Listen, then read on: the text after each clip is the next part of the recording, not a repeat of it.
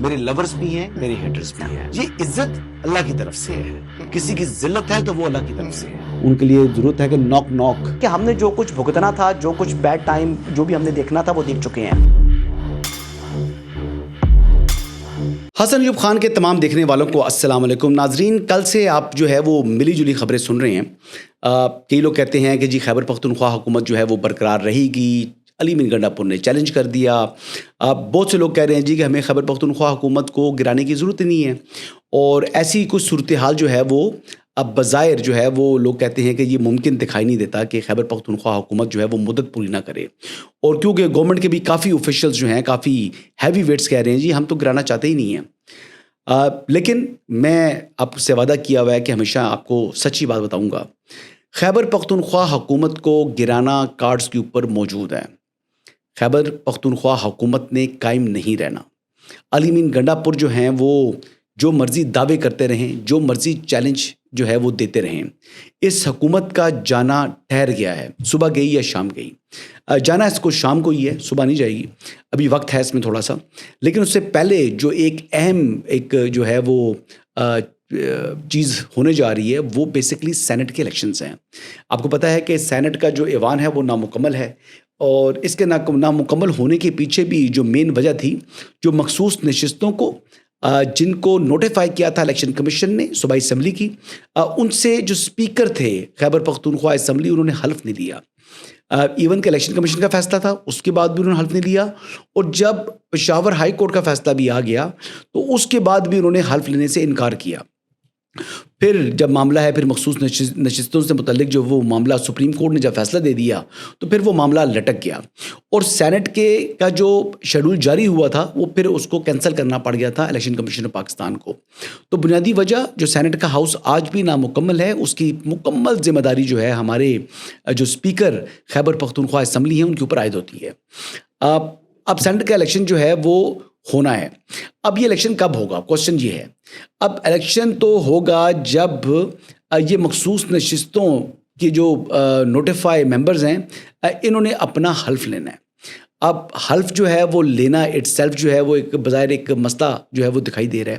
وہ مسئلہ اس طریقے سے دکھائی دے رہا ہے کہ بظاہر جو خیبر پختونخوا حکومت ہے, یہ اسپیکر ہے, یہ اسمبلی اجلاس کو نہیں بلائیں گے. اس کی وجہ یہ ہے کہ حکومت چاہتی نہیں ہے کہ اجلاس بلایا جائے تاکہ ان کو حلف لینا پڑ جائے گا, کیونکہ جو اراکین جب تک انہوں نے حلف نہ لیا ہو, اگر وہ ایوان کے اندر آ جائیں تو ان کو کنسیڈر کیا جاتا ہے اسٹرینجر ان دی ہاؤس. اب اسٹرینجر ان دی ہاؤس اگر ہاؤس میں بیٹھے ہوں تو پھر ان سے حلف لینا جو ہے وہ ناگزیر ہو جاتا ہے. سو لہٰذا اس لیے نہ اجلاس بلاؤ اور نہ حلف لینا پڑے, اور طریقے سے جو ہے نا وہ کام کو لٹکایا جائے, اس کام کو جو ہے وہ لمبا کیا جائے. اور پھر ابھی خدشہ ان کو یہ بھی ہے کہ جو ان کے اراکین ہیں وہ شاید وفاداری نہ نبھائیں. اور سینٹ کے اندر تقریباً 9 نشستیں بنتی ہیں جن کے اوپر الیکشن ہونا ہے, اور بظاہر جو ہے یہ 9 نشستیں بنتی ہیں کہ یہ جناب پاکستان تحریک انصاف اپنے نام کر لے گی. اگر یہ سیٹیں مخصوص نشستیں مل چکی ہیں تو پھر تقریباً 2 سیٹوں کا فرق پڑ جائے گا.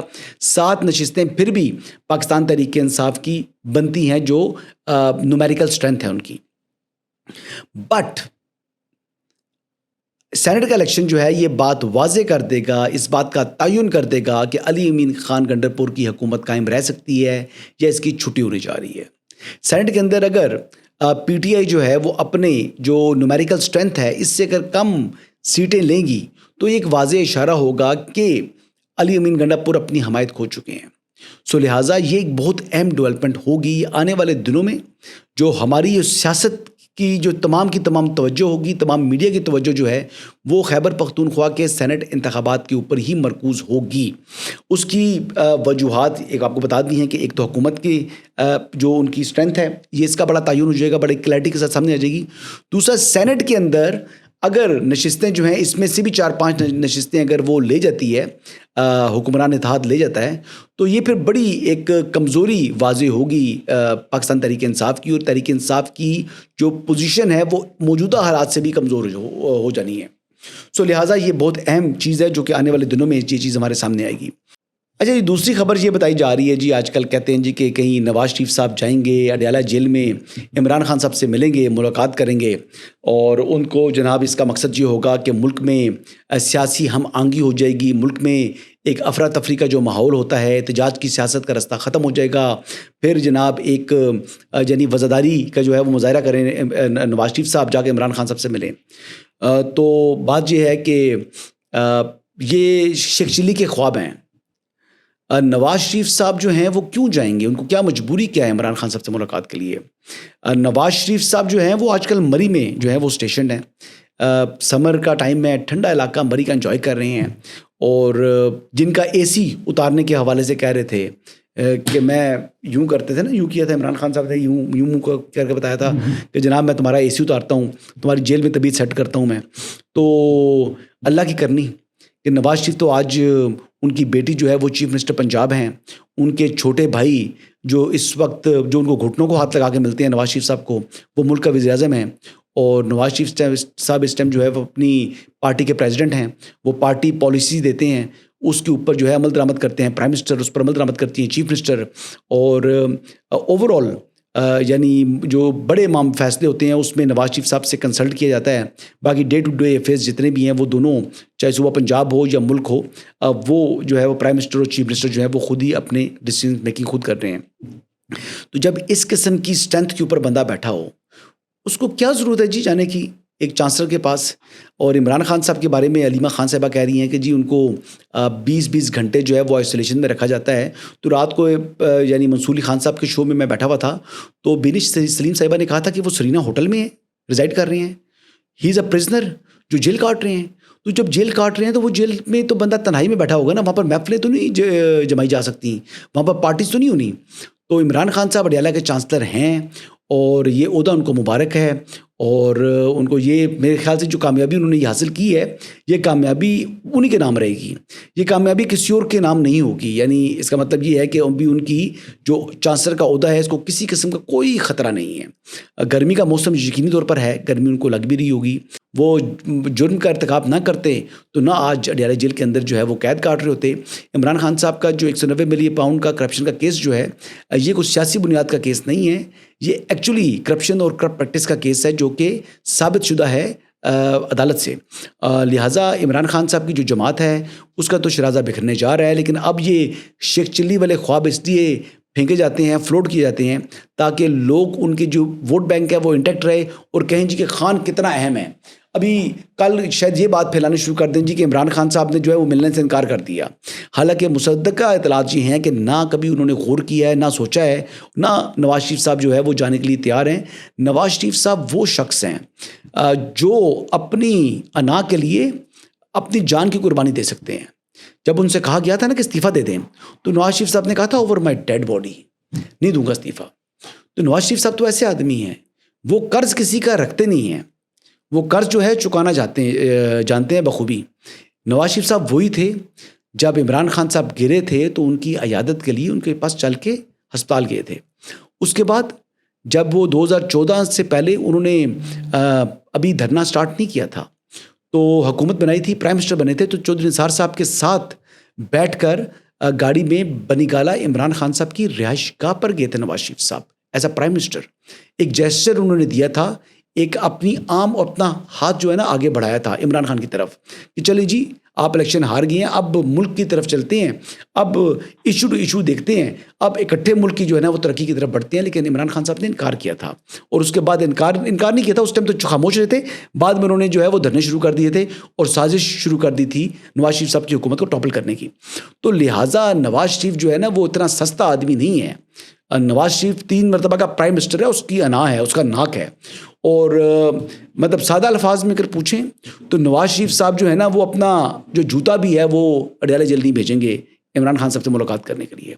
तो ग्राउंड रियलिटी ये है। तीसरी खबर ये है वो शोबा सेहत से मुतल्लिक है और अनफॉर्चुनेटली 20 बच्चे जो है वो उनकी अमवात का मामला है जिनकी डेथ हुई है।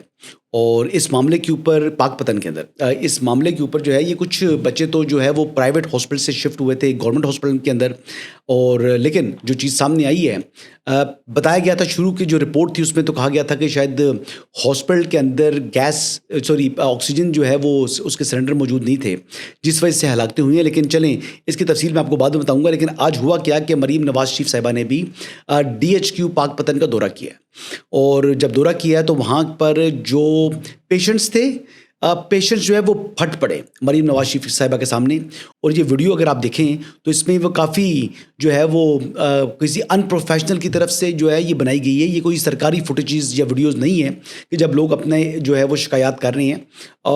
اس میں ہوا یہ جی کہ لوگوں نے کہا کہ جناب ڈسپرین تک جو ہے وہ نہیں مل رہی، ہمیں باہر سے خریدنی پڑتی ہے، اور اس کے اوپر پھر مریم نواز شریف صاحبہ نے جو ہے وہ ایکشن بھی لیا۔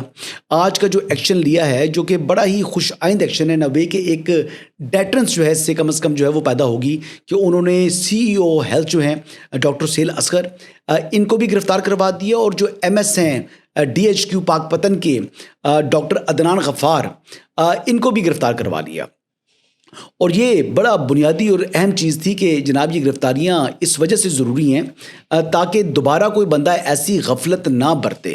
اچھا جی، ایک رپورٹ جس کا میں نے ذکر کیا تھا، پاک پتن محکمہ صحت اور کمشنر ساہیوال نے جو ہے نا وہ ابتدائی رپورٹ جو ہے وہ جمع کرا دی ہے، اور اس میں انہوں نے یہ کہا ہے کہ جو یہ 4 جو نجی ہاسپٹلز ہیں، رپورٹ کے مطابق ان کو سیل کر دیا گیا ہے، کیونکہ 20 بچے جو آئے تھے یہ پرائیویٹ ہاسپٹل سے آئے تھے۔ اچھا، جب یہ بچے آئے تھے تو ان کی جو مائیں بھی تھیں وہ بھی بچوں کے ساتھ نہیں تھیں، یعنی نجی ہاسپٹل سے جب یہ سرکاری ہسپتال میں بچے ٹرانسفر ہوئے ہیں تو اس ٹائم ان کی مدرز جو ہے وہ بچوں کے ساتھ موجود نہیں تھیں۔ اچھا، اور جو 5 بچوں کی جو ہلاکت ہے اس میں وہ دائیوں کی وجہ سے ہوئی ہے، اس کی رسپانسبلٹی نہ پرائیویٹ ہاسپٹل پر آتی ہے نہ DHQ کے اوپر آتی ہے۔ اور یہ بتایا کہ جی کہ جب بچے ہاسپٹل پہنچے ہیں تو پہلے ہی ان کی حالات جو ہے نا حالات بڑے خراب ہو چکے تھے، تو جب بچوں کی آلریڈی یعنی وہ they were swinging in between life and death, تو وہ اس طرح کی ان کی سچویشن بنی ہوئی تھی انفارچونیٹلی۔ تو اس کی جو رپورٹ یہ کہتی ہے، اور آخری چیز اس نے بتایا ہے کہ جو گیس کے حوالے سے کہا جا رہا ہے کہ جو آکسیجن یا گیس جو ہے آکسیجن جو گیس تھی وہ موجود نہیں تھی، تو وہ بات درست نہیں ہے جی۔ اس ٹائم متعدد یعنی درجنوں جو سلنڈرز تھے آکسیجن کے وہ DHQ ہاسپٹل کے اندر جو ہے وہ موجود تھے، تو رپورٹ یہ بھی کہتی ہے۔ تو لیکن جتنے منہ اتنی باتیں، اور سوشل میڈیا کے اوپر آپ کو پتہ ہے کہ بات کیا ہوتی ہے اور اس کو کس طرف لے جاتے ہیں۔ پنجاب کی اگر ہم بات کریں تو پنجاب کی جو ہیلتھ کی جو اس ٹائم فیسلٹیز ہیں وہ باقی صوبوں میں سے اس کے مقابلے میں کافی بہتر ہیں۔ اب پنجاب کے بڑے شہروں کو یا بڑے اضلاع کو چھوڑ کر بھی جو ایون نوائی علاقے ہیں وہاں پر بھی ہاسپٹل آن ویلز آ چکے ہیں۔ اس طرح یعنی بیسک ہیلتھ یونٹس جو ہیں وہ ہر جگہ فنکشنل ہیں۔ جو میڈیسنس کے حوالے سے جو ایشوز تھے، آپ کو پتہ ہے کہ پنجاب میں ہیلتھ کے 2 منسٹرز ہیں۔ پنجاب کا جو شعبہ صحت ہے وہ ایک وزیر نہیں بلکہ 2 وزیر جو ہے نا وہ چلا رہے ہیں۔ اس کے علاوہ مریم نواز شریف صاحبہ کا اپنا جو ہے نا وہ انٹرسٹ وہ ہیلتھ کے اندر بے انتہا ہے، تو لہٰذا شعبہ صحت کے حوالے میں اگر بات کی جائے تو عثمان بزدار کے دور میں جو کام نہیں ہوئے اس سے بہت بہتر، ایون کہ شہباز شریف صاحب کو بھی جو ہے وہ انہوں نے پیچھے چھوڑ دیا ہے as a chief minister in a way کہ شعبہ ہیلتھ کے اندر جتنا وہ کام کر رہی ہیں۔ دوسری طرف اگر میں سندھ کی بات کروں تو وہ بھی ناانصافی ہوگی کہ میں بات نہ کروں۔ سندھ میں بھی بہترین جو ہے وہ اپ گریڈیشن ہو چکی ہے ہاسپٹلس کی، نئے سرکاری ہسپتال بن چکے ہیں۔ شعبہ صحت کو جو ڈاکٹر عذرا دیکھ رہی ہیں جو کہ پھپھو لگتی ہیں بلاول بھٹو زرداری کی، انہوں نے بھی بہترین کام کیا ہے۔ لیکن اگر ایئر ایمبولینس کی بات کی جائے تو وہ پھر 4 صوبوں میں صرف پنجاب کے پاس ہے، اور ایئر ایمبولینس کے ذریعے ابھی تک پنجاب کے اندر جو ہے وہ 124 جو ہیں وہ لوگوں کو ریسکیو کیا گیا ہے، اور میرے خیال سے یہ اٹ سیلف 2024 میں وہ سٹارٹ ہوئی ہے، ابھی 1 سال مکمل نہیں ہوا آئی بلیو۔ اگر 1 سال کے اندر بھی 124 کیا اگر 10 جانیں بھی بچا لی گئی ہوتی اس کے ساتھ تب بھی بہت ریمارکیبل جو ہے اس کا یہ جو ہے تھا رزلٹ تھا۔ لیکن 124 لوگوں کو ریسکیو کیا گیا ہے اس ایئر ایمبولینس کے ذریعے، جو کہ انڈیڈ کہ ایک بہترین چیز ہے۔ لیکن دوسری طرف دیکھا جائے تو ایک بڑے معروف اور بڑے ہی جناب مشہور ڈاکٹر ہیں، ان کا نام کے اینڈ میں بھی آتا ہے گنڈا پور۔